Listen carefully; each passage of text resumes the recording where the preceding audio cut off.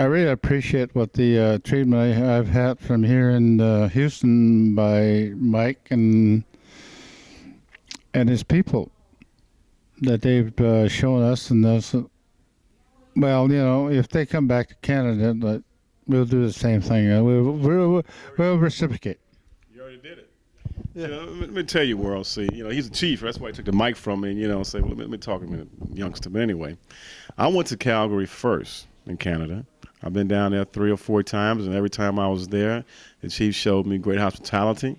He brought me to his house. He had his wife fix us lunch.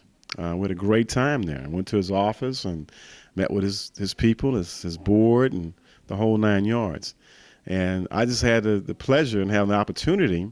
He called me the day before he was coming and said, look, Mike, I'm going to be in town. What you going to do?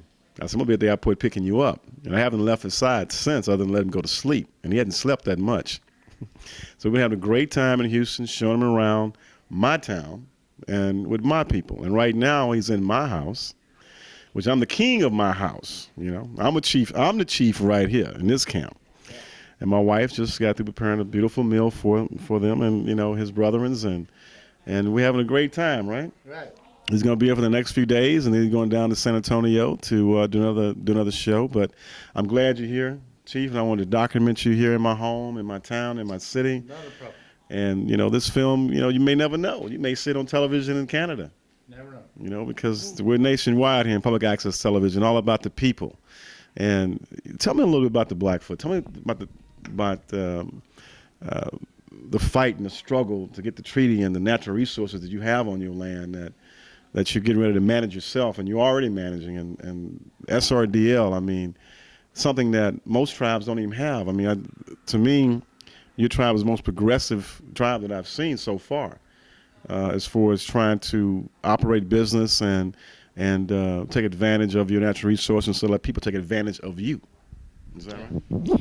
Yeah, I think you're right there, Mike, because when it comes down to brass tacks, that we have to go through a lot of bureaucracy.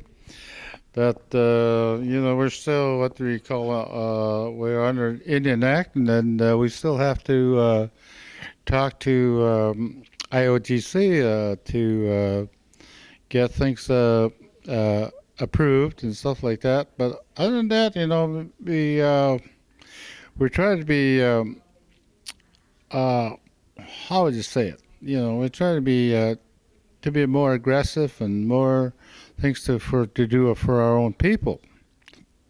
But somehow it does always end up at the bureaucracy of Indian Affairs, who are the people that have the ultimate authority to do anything that we want to do.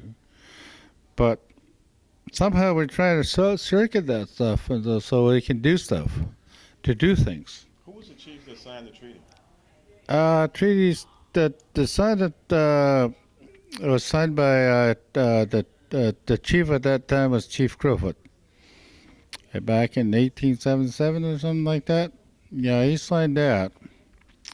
Was there a big problem signing the treaty? Because it was some of the band that didn't want the treaty to be signed. They wanted to go to war against the white men, right? Well, yeah, that was true, yeah. But even one of my clanship that were there, that they wanted to kill Crowfoot. And, of course, his brother, Heavishield, and Chief Old Son was the one that wanted to do that. And Heavishield stepped in and said, no, you can't do that. So that was the end of that scenario. And but he had a good. The treaty that was signed was a good deal for your nation.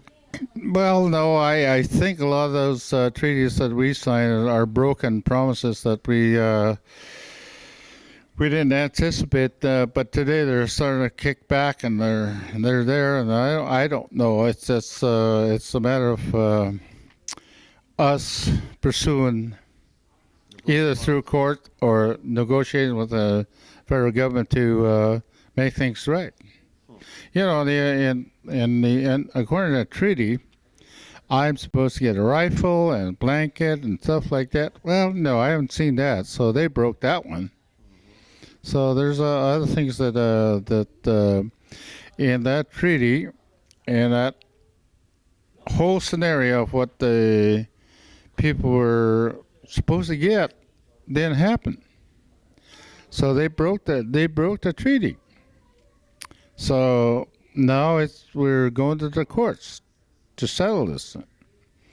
So and we've been very fortunate that most of the adjudication and stuff like that are in our favor. So you can measure that from there that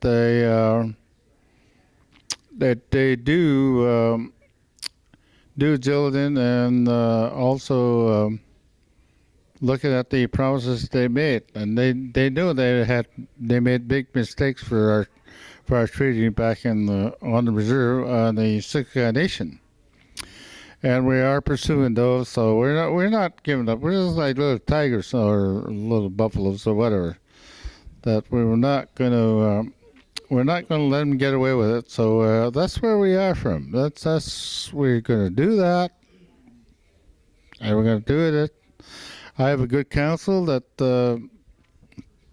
will pursue all those different avenues of what we want to do. So, and I feel very confident that my people will strive and survive. We've always been survivors, even way back when we had to save the RCMP. At that time, they called the Northwest Mounted Police. We saved those guys. Our people were out in the mountains where they were coming. These people were starving to death, and so our people took them in and saved them. And here we are saving these people from starvation and death. And look at the things they're going to give us. But I guess that's the way it is. And I have 5,500 people that I have to worry about, and so far I think we're doing fine with my chief and council, and so we go from there.